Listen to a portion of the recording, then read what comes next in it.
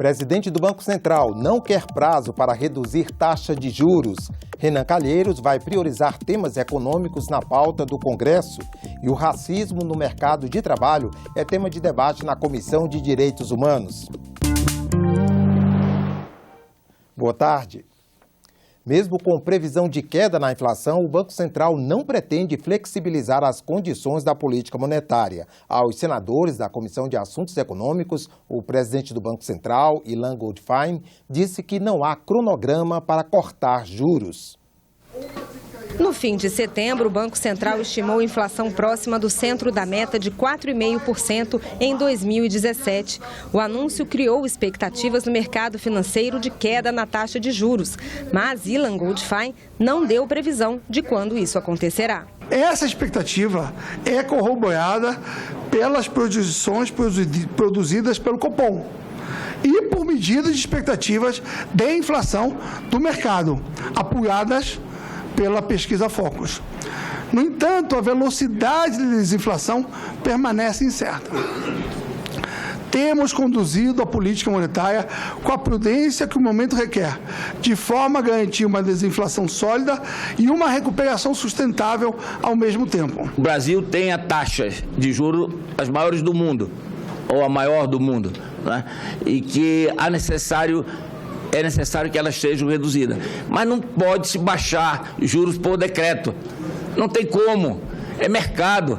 Ilan Goldfein lembrou o compromisso do Banco Central com a recuperação da confiança para a retomada do crescimento e reforçou a defesa do tripé macroeconômico formado por responsabilidade fiscal, controle da inflação e câmbio flutuante. Entre os fatores que condicionam a redução da taxa básica de juros, o presidente do Banco Central reforçou a aprovação pelo Congresso de reformas, como a PEC que limita os gastos do governo e a reforma da Previdência. É fundamental perseverar nos ajustes e nas reformas da economia brasileira para reduzir as incertezas, oferecendo perspectiva de crescimento sustentável e inflação baixa e estável ao longo do tempo.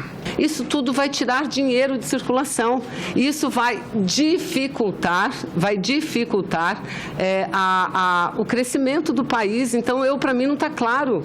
O próprio Fundo Monetário Internacional, ele hoje dá uma diretriz que não é essa que o senhor apresenta aqui. Temas econômicos devem ter prioridade na pauta do Legislativo. A afirmação foi feita pelo presidente do Senado logo depois de participar do painel Infraestrutura e Logística, promovido pela Frente Parlamentar Mista de Logística de Transporte e Armazenagem.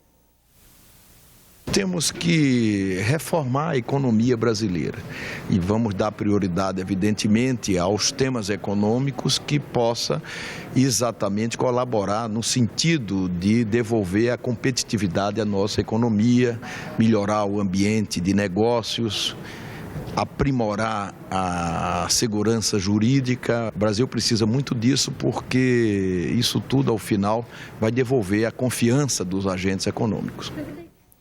O presidente do Senado também afirmou que vai se reunir com líderes partidários ao longo do dia. O objetivo é mobilizar os parlamentares para que a sessão do Congresso, marcada para as 19h, alcance o quórum necessário. Em pauta, 7 vetos presidenciais, 2 destaques à Lei de Diretrizes Orçamentárias e o projeto de lei que concede crédito suplementar para o FIES. Empresas de táxi aéreo pedem maior rapidez na homologação de pistas de pouso e fiscalização para coibir o voo de aeronaves piratas. A situação do setor foi discutida hoje em audiência pública da comissão responsável por analisar o projeto do novo Código Brasileiro de Aeronáutica. Representantes de 152 empresas de táxi aéreo que operam no Brasil afirmaram que, devido à crise econômica, a atividade do setor caiu pela metade. O problema, segundo eles, é agravado pela concorrência com aeronaves clandestinas e pela não homologação de pistas de pouso pelo país. Essa concorrência com o táxi aéreo clandestino, ela se agrava porque as empresas certificadas dizem, não, eu não posso ir porque eu não sou certificado. Mas o clandestino vai. Você tem pistas, senador, asfaltadas, balizadas, não homologadas. Aí você fala, mas por que não homologa? Aí entra o custo Brasil no meio, entra a burocracia brasileira no meio. Precisaria se aplicar, inclusive, até muito mais apoio às empresas de táxi aéreo como serviço público não regular, para que ela pudesse fazer esse trabalho de linha sistemática.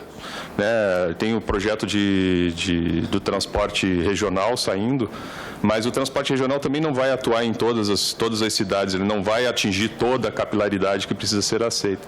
Existem 530 aviões e 268 helicópteros registrados na Agência Nacional de Aviação Civil para fazer o táxi aéreo no Brasil. Funcionam como ambulâncias, dão apoio à exploração do petróleo ou transportam valores e empresários. Segundo os operadores, o setor dá apoio a empresas responsáveis por gerar 1/3 do produto interno bruto do Brasil e, por isso, pedem mudanças na legislação para estimular o segmento. Na maioria dos aeroportos brasileiros você vai ter uma imensidão de hangares fechados ou destinados àquelas empresas que não têm nada a ver com a nossa atividade. Hoje, os operadores de táxi aéreo, eles são maltratados, eles estão sendo expulsos dos aeroportos. Essa é a realidade.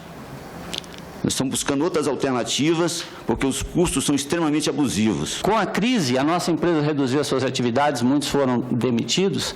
Só dos nossos ex-pilotos, 6 foram embora para os Estados Unidos, estão trabalhando na construção civil, excelentes aviadores. Estão ilegal num outro país, longe das suas famílias, por falta de opção de trabalho. A Comissão de Educação aprovou o requerimento de audiência pública para avaliar a medida provisória que reforma o ensino médio.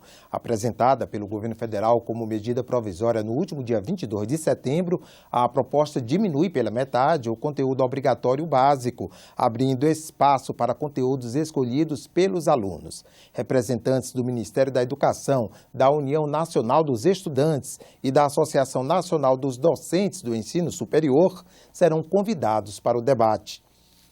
Discriminações do mercado de trabalho e recursos para a pesquisa de fontes alternativas de energia, assuntos que movimentaram outras comissões do Senado nesta terça-feira.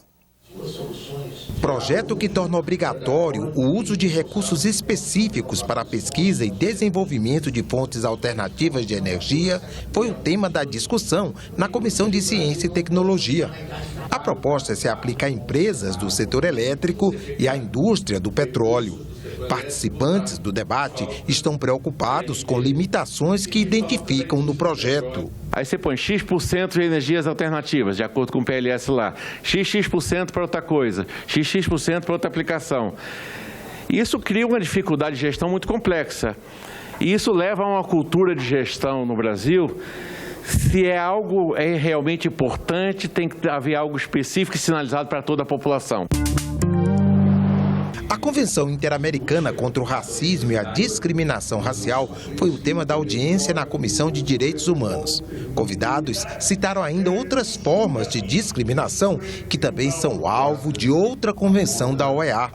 Eles defenderam que o Brasil ratifique o documento que deverá contribuir para a criação e fortalecimento de políticas de democratização no mercado de trabalho. Nós vamos trabalhar na direção, primeiro, que o Brasil ratifique essa convenção e, para isso, é importante que se organize uma conferência interamericana contra o racismo. Nesse sentido, a CEPI vem reafirmar o seu compromisso de estar levando adiante a aprovação, a ratificação desta Convenção contra o Racismo, Discriminação Racial e formas correlatas de intolerância.